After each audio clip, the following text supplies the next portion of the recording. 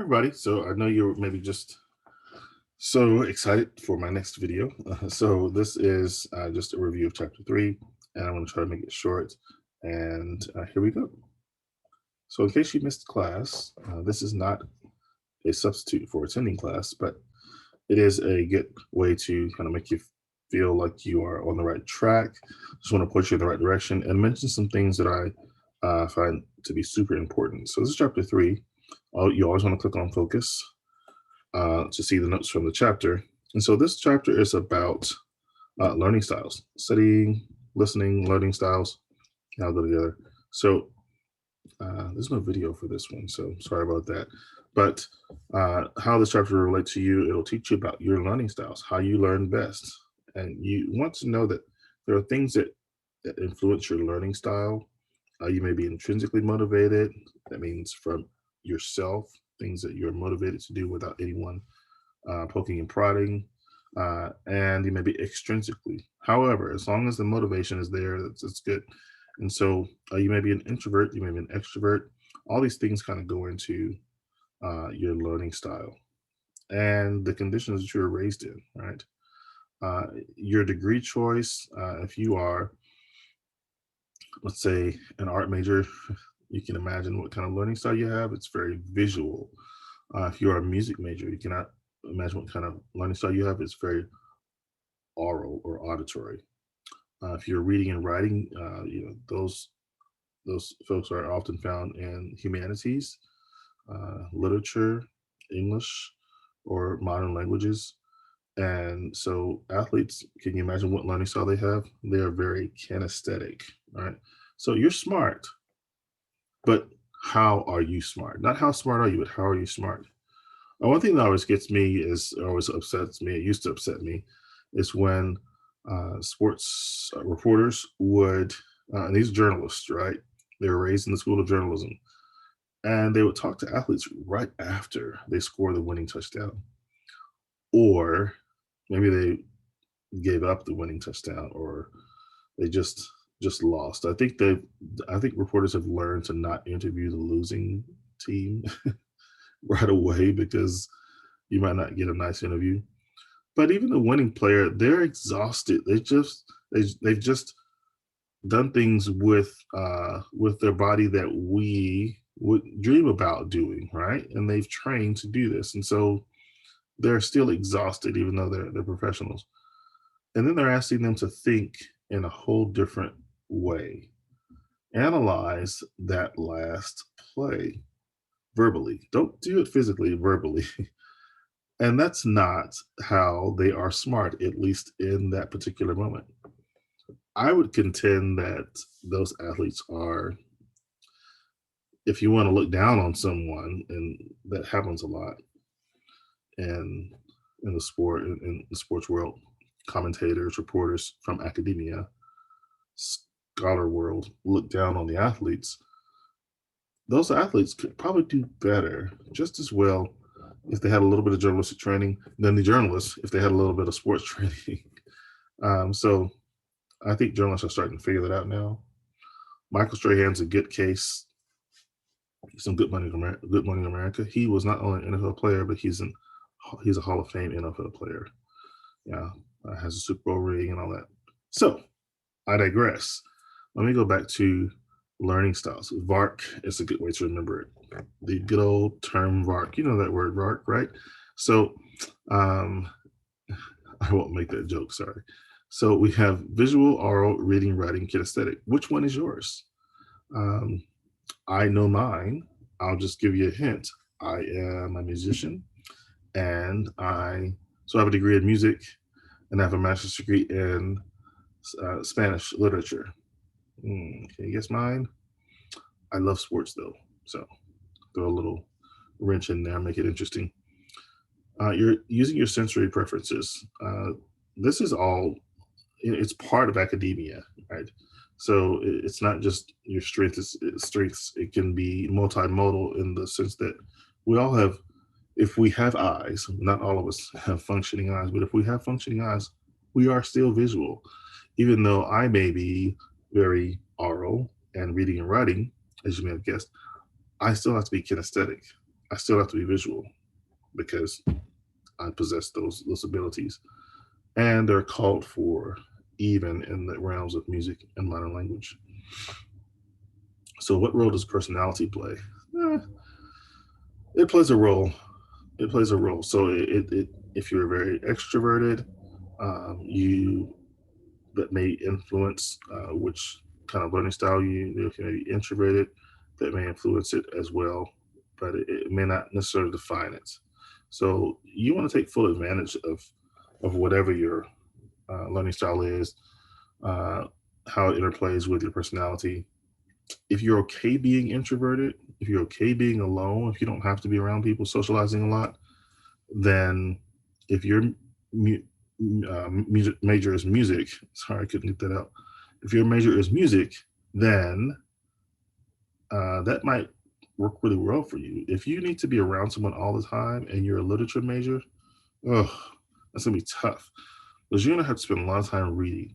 Unless you're a speed reader, you're gonna have to be living an introvert's life, right, for some time. So think about that, how it works into your study. So these are some things that you should apply, that you should do if you're an oral, visual, reading and writing kinesthetic learner. So let's take kinesthetic for example. You want to be able to recall experiments, field trips, etc. Use case studies to learn abstract principles. Give yourself practice tests. These are steps that you could do to help you uh, memorize or prepare for tests or to just understand material better. And of course, look at what your particular learning style is and apply it to your situation. Make a master plan, master study plan. If you know what kind of learning style you have, you can apply it um, to a study plan and maximize your time. So when the heat is on, I like to say, if you still have time, cram. You're not late until you're late. Right? You're not. It's not over. Sorry for the cliche. Until it's over.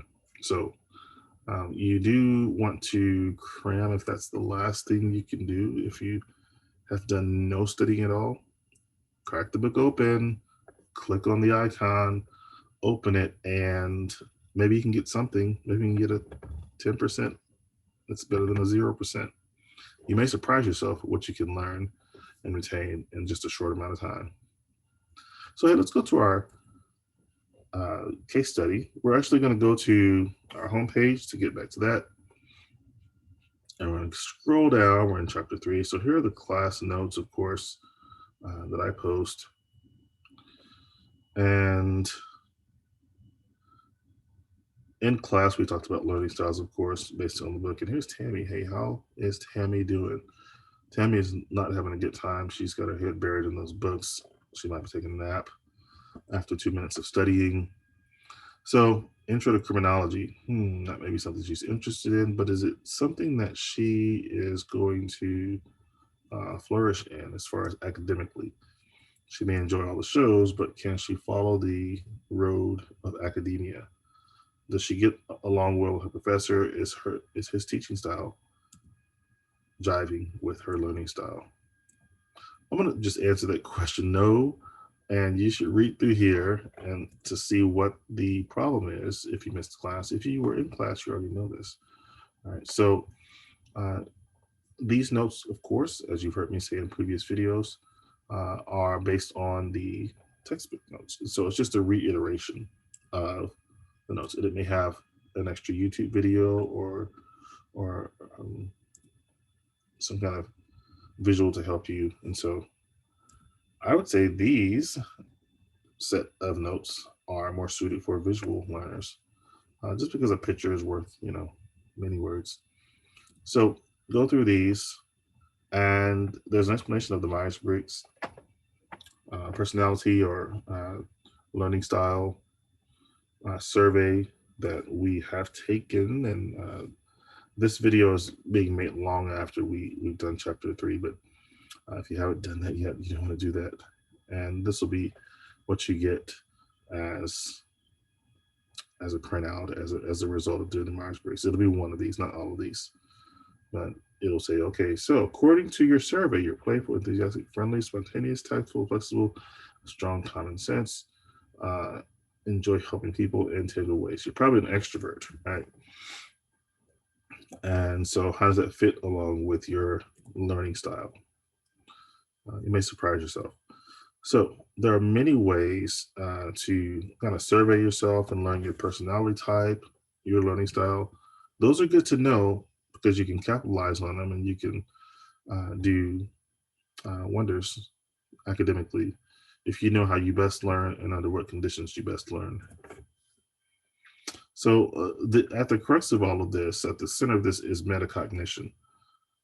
You want to think about how you're thinking, right? You want to know how you operate so that you can recognize when something is not kind of in your wheelhouse or something is not necessarily going to be easy for you. You can recognize that immediately and adjust your thinking.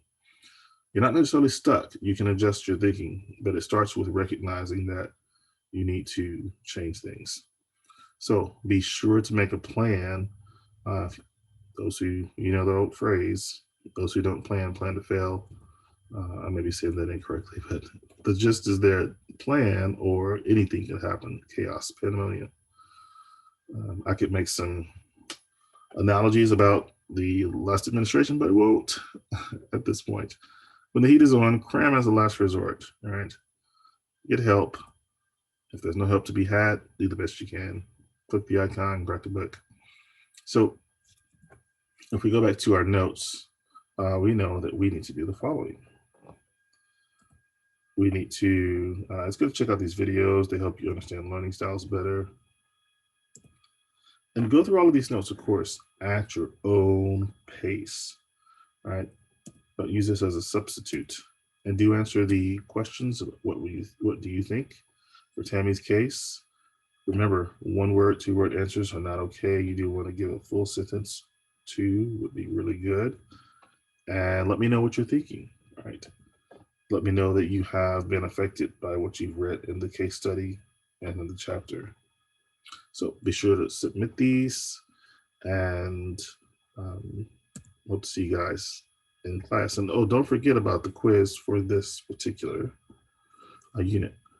For this particular, this first unit, these first 3 chapters. If you haven't taken it yet, do so, please. It was due a little while ago, not on the 14th of February. We weren't even in class then, but it was due a little while ago. Pardon my phone.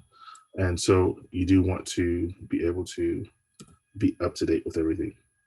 The online engagement discussion, that was due about a week after the quiz, but hopefully you've done that by now. If you haven't, do so that you can participate, feel like part of a greater community. This is what the quiz looks like. It's multiple choice, and it's based on the Focus textbook. Remember that. So we will continue with our study through this book, and we'll look at chapter 4 next time. Yes, take care, and I hope to see you in class.